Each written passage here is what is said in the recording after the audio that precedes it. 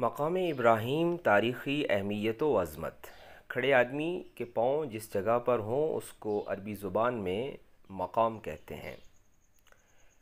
آج کی اس نشست میں جس مقدس مقام کی تاریخی حیثیت اور عظمت و فضیلت کے حوالے سے چند حروف پیش خدمت ہیں، وہ مقام سیدنا ابراہیم علیہ السلام ہے۔ تاریخی روایات کے مطابق خانہ کعبہ کی تعمیر کے دوران جب دیواریں سر سے اونچی ہونے لگیں تو جد الانبیاء سیدنا ابراہیم علیہ السلام نے سیدنا اسماعیل علیہ السلام سے ایسا پتھر لانے کا فرمایا جس پر کھڑے ہو کر تعمیراتی کام کر سکیں۔ چنانچہ آپ علیہ السلام قریب ہی موجود دنیا کے پہلے پہاڑ ابو قبیس کی طرف تشریف لے گئے۔ راستے میں سیدنا جبریل علیہ السلام ملے اور ابو قبیس میں موجود دو مبارک پتھر دکھائے۔ یہ پتھر سیدنا آدم علیہ السلام کے ساتھ جنت سے دنیا میں آئے تھے، لیکن پیغمبر خدا سیدنا ادریس علیہ السلام نے طوفان نوح کے خوف سے انہیں اس پہاڑ میں چھپا دیا تھا۔ سیدنا جبریل امین علیہ السلام نے ایک پتھر خانہ کعبہ میں لگانے اور دوسرے پتھر پر کھڑے ہو کر تعمیراتی کام کرنے کا عرض کیا۔ چنانچہ جس پتھر کو خانہ کعبہ میں لگایا گیا اسے حجر اسود کہا جاتا ہے، اور جس پتھر پر کھڑے ہو کر پیغمبر رب العالمین سیدنا ابراہیم علیہ السلام نے تعمیراتی کام کیا اسے مقام ابراہیم سیدنا ابراہیم علیہ السلام کے کھڑے ہونے کی جگہ کہا جاتا ہے۔ قرآن کریم میں دو مقامات پر مقام ابراہیم علیہ السلام کے شرف کو بیان کیا گیا۔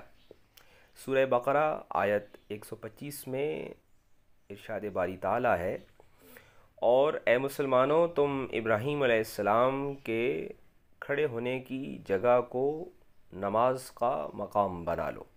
اور سورہ آل عمران کی آیت نمبر 97 میں ارشاد فرمایا، اس خانہ کعبہ میں واضح نشانیاں موجود ہیں جن میں سے ایک مقام ابراہیم علیہ السلام ہے۔ اس مقدس مقام کا سب سے بڑا شرف یہ ہے کہ اللہ تبارک و تعالیٰ نے مسلمانوں کو حکم دیا کہ وہ اس پتھر کے قریب نماز کی جگہ بنا لیں۔ رسول کریم صلی اللہ علیہ وآلہ وسلم نے اپنی زبان مبارک سے جب مقام ابراہیم علیہ السلام کی عظمت کو بیان فرمایا تو سیدنا عمر بن خطاب رضی اللہ عنہ فرماتے ہیں کہ میرے دل میں یہ آرزو پیدا ہوئی کہ اس مقام کو جائے نماز بنایا جائے۔ آپ فرماتے ہیں کہ تین چیزوں میں اللہ تعالیٰ نے میرے دل کی آرزو پوری کی ہے۔ ان میں ایک یہ ہے کہ میں نے عرض کیا، یا رسول اللہ صلی اللہ علیہ وسلم، کیا اچھا ہوا اگر آپ مقام ابراہیم علیہ السلام کو مصلی بنا لیں۔ تب سورہ بقرہ کی آیت 125 نازل ہو گئی جس میں قلبی خواہش کی تکمیل تھی۔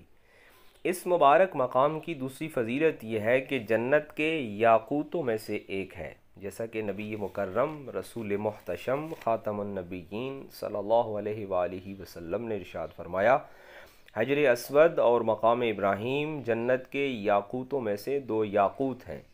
اگر اللہ تبارک و تعالیٰ نے ان کی چمک اور نورانیت کو ختم نہ کیا ہوتا تو ان کی چمک سے مشرق و مغرب کے درمیان سب کچھ روشن ہو جاتا۔ بغی کی ایک روایت میں ہے کہ اگر اولاد آدم علیہ السلام کے گناہوں نے ان کو آلودہ نہ کیا ہوتا تو یہ مشرق سے لے کر مغرب تک ہر چیز کو روشن کر دیتے۔ مقام ابراہیم علیہ السلام وہ جگہ ہے جہاں دعائیں قبول ہوتی ہیں۔ جناب سیدنا حسن بصری رضی اللہ عنہ اور دیگر ائمہ احادیث سے منقول ہے کہ مقام ابراہیم کے پاس دعا قبول ہوتی ہے۔ اسی مکرم پتھر پر سیدنا ابراہیم علیہ السلام بیت اللہ شریف کی تعمیر کے وقت کھڑے ہوئے اور اسی پتھر پر کھڑے ہو کر آپ نے حج کے لیے اعلان عام فرمایا۔ اس پتھر کے اندر یہ خاصیت تھی کہ تعمیر بیت اللہ شریف کے دوران جوں دیوار بلند ہوتی جاتی تھی یہ پتھر بھی بلند ہوتا تھا۔ جب سیدنا ابراہیم علیہ السلام نے سیدنا اسماعیل علیہ السلام سے پتھر پکڑنا ہوتا تھا تو یہ نیچے آ جاتا، پھر لمبا ہو جاتا اور بلند ہو جاتا، حتیٰ کہ وہ بلندی پر پتھر رکھ لیتے۔ یہ سلسلہ تعمیر کعبہ معظمہ کے مکمل ہونے تک ایسا ہی رہا۔